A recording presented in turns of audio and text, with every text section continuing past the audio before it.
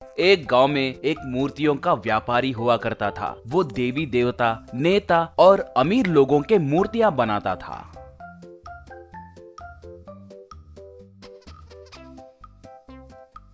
उन्हें बनाने के बाद ऑटो ट्रॉली पे चढ़ाकर ले जाता था।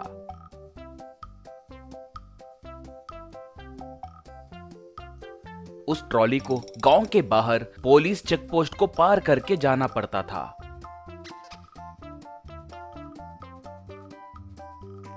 वो उन पुलिस वालों को थोड़े पैसे देता था। आजकल काम थोड़ा अच्छे से चल रहा है सर, मेरे खुशी के लिए आपको थोड़े पैसे दे रहा हूँ, गलत मत सोचिए, लीजिए कहकर पैसे देता था। पुलिस वाले भी खुश होकर पैसे लेते थे।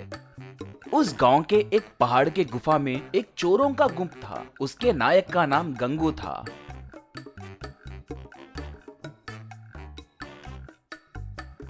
वो लोग घर और बैंकों को लूटते थे।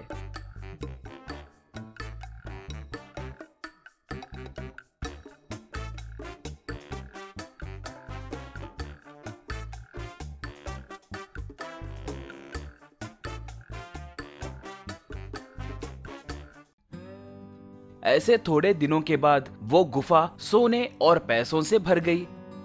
गंगू के पास लड्डू नाम का एक असिस्टेंट था। वो गंगू को उसके पूछे बिना ही बेकार सलाह देते रहता था।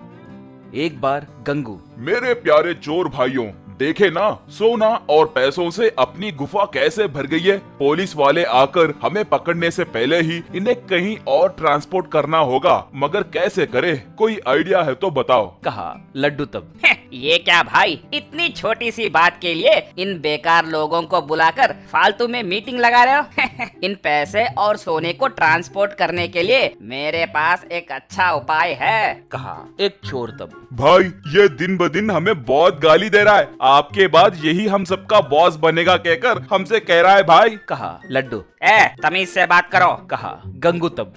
तुम रुको, लड्डू तुम्हारा आइडिया क्या है रे? अच्छा है तो तुम मेरे बाद नायक बनोगे, नहीं तो मार खाओगे, कहा लड्डू तब। कुछ नहीं भाई, हमारे गांव में मूर्तियां बनाने वाला एक आदमी है, उसे बुलाकर उससे इस पूरे सोने को पिघलाकर उसके अंदर पैसे छुपाकर एक सोने की मूर्ति बनवाएंगे, उसे पड़ोस गांव को ट्रांसपोर्ट करेंगे। कैसा है मेरा आइडिया? पूछा गंगू तब। शाबाश लड्डू, रे देखो इसकी समझदारी, यही है असली नायक के लक्षण, और तुम हो।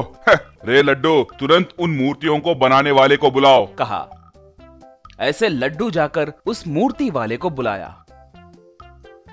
वो तब, श्रीमान, इतना सारा सोने को पिघलाकर मूर्ति बनाना बहुत मुश्किल काम है। एक और बात, मूर्तियों को ट्रांसपोर्ट करते समय मेरे मूर्तियों के साथ साथ इसे भी ट्रांसपोर्ट किए तो किसी को कोई शक नहीं होगा। ये सब करने के लिए कृपा करके मुझे कम से कम 10,000 तो दो, कहा गंगू तब। ठीक है भाई, उसका क्या है, अच्छा आइडिया दिए ना, अब काम करना शुरू करो, कहा लड्डू तब उन मूर्तियों को बनाने वाले को जोर से एक थप्पड़ मार के।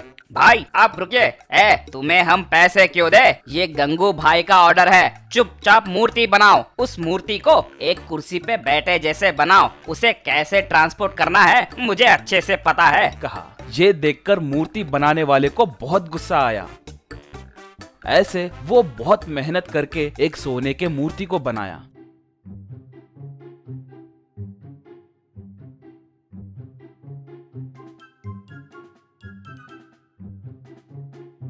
वो मूर्ति ऐसी थी जैसे वो किसी कुर्सी पे बैठने वाली हो।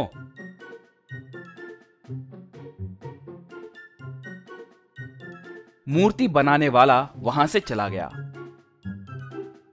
अगले दिन लड्डू एक बाइक पे वहां पर आया। लड्डू गंगू से, क्यों भाई ऐसे क्यों देख रहे हो? मैंने बाइक क्यों लाया है कहकर सोच रहे हो क्या? इस मूर्ति को ऐसे क्यों बनाया वो भी बताऊंगा। इसे बाइक पे बिठाकर मैं ही ले जाऊंगा, उसे बेकार में पैसे क्यों देना, कहा गंगू तब। वो नहीं रे लड्डू, पता नहीं क्यों मुझे उसका आइडिया ही अच्छा लगा, कहा लड्डू तब। हाँ भाई हाँ, बाहर वालों की बातें आपको शहद बराबर लगती है और मैं कहा तो आप शक करने लगते हो। रे निकम्मो, इस मूर्ति को उठाकर मेरे बाइक के पीछे बिठाओ, कहा। वो लोग उस मूर्ति को उसके पीछे बिठा दिए। बाद में लड्डू उस मूर्ति के साथ बाइक चलाने लगा। रास्ते में चेक पोस्ट आई।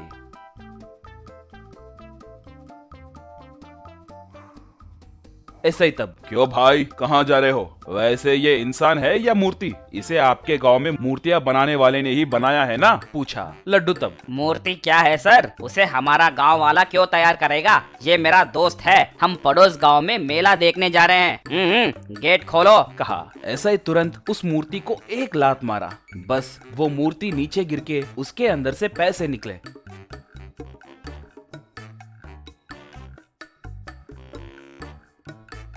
ऐसे ही लड्डू को पकड़कर, चोरे कमीने, तुम्हारे बारे में वो मूर्ति बनाने वाले ने कहा उसे कम से कम 10,000 भी नहीं दिए कहकर उसने सब कुछ बता दिया रे निकम्मे। कहकर सब उसे पकड़कर खूब मारे।